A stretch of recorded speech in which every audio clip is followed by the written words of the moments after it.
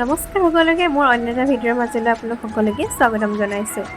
আজি হ'ল সোমবাৰ আৰু ৰাতিপুৱা এইফালে ধুনীয়াকৈ দেখিছিলে গা চা ধুই আজৰি হৈ লৈছোঁ স্কুললৈ যাওঁ বুলি। যিহেতু মোৰ গ্ৰেজুৱেশ্যন কমপ্লিট কৰি হ'ল, সেইটো কাৰণে এতিয়া এনেই ওচৰতে স্কুল এখন আছে, তাতে মই সোমাই আছোঁ আৰু তাৰপিছত ৰাতিপুৱাই সদায় গা ধুই ধূপ জ্বলোৱা মোৰ অভ্যাস। ৰাতিপুৱা এইফালে গা ধুই পেলাই ধুনীয়াকৈ ধূপ চাকি জ্বলাই ল'লোঁ।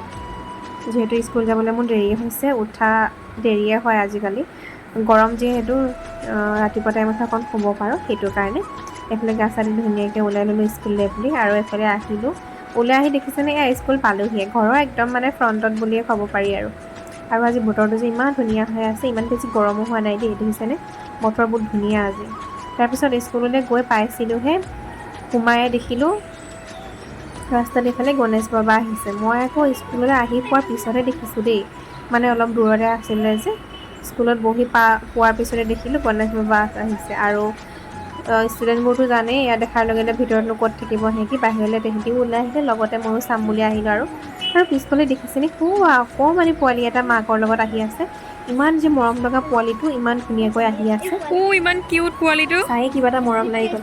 ভাবিলোঁ আপোনালোককো দেখাওঁ বুলি। ইমান এইফালে ধুনীয়াকে দেখিছেনে, আহিছে ইমান দামী মোবাইলো নহয়, জুম কৰিছোঁ আৰু যিমানটো পাৰোঁ আপোনালোক দেখাইছোঁ। সি মানে একদম ৰাস্তাৰ মাজলৈ আহি যাব কিবা হ'ব বুলি, একদম মাজতে আহি আছে, দেখিছেনে ইমান ধুনীয়াকৈ আহি আছে। মানে মোৰ ইমানেই মনটো ভাল লাগিলে ৰাতিপুৱাই দেখি।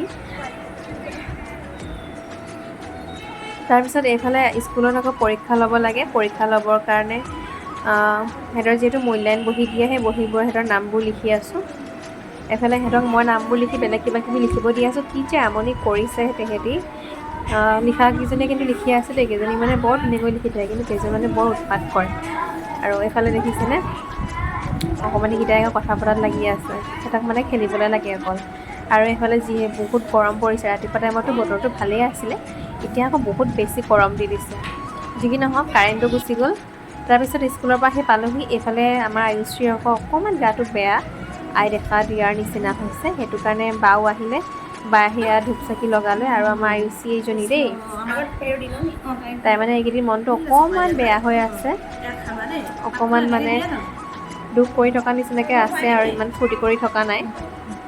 আৰু ভণ্টিহঁতকো মাতিলোঁ, এয়া অকণমান পায়স অকণমান দিছিলে ভণ্টিৰ হৈ খুৱাবৰ কাৰণে, চৰি ভণ্টি হৈ নহয় দেই, ভতিজীৰ হৈ পেলাই খুৱাবৰ কাৰণে। আৰু এইফালে আমাৰ মুনমুন, গুণগুণ, মীনাক্ষী, আমাৰ জোনাক, গোটেইকেইটাকে সিহঁতকেইটাকে মাতিলোঁ। আৰু এইফালে বাও আছে, মই আছোঁ, আৰু আগফালে খুৰীহঁত আছে বাৰু। তাৰপিছতে সন্ধিয়া হ'ল, ইমান গৰম পৰিছে, সেইটো কাৰণে অকণমান বৰ্তাহঁতৰ ঘৰলৈ বুলি ওলাই আহিলোঁ দেই। আৰু আজিৰ ভিডিঅ'টো ইমানেই আছিলে, চাই যদি ভাল পালে প্লিজ লাইক এটা কৰি যাব।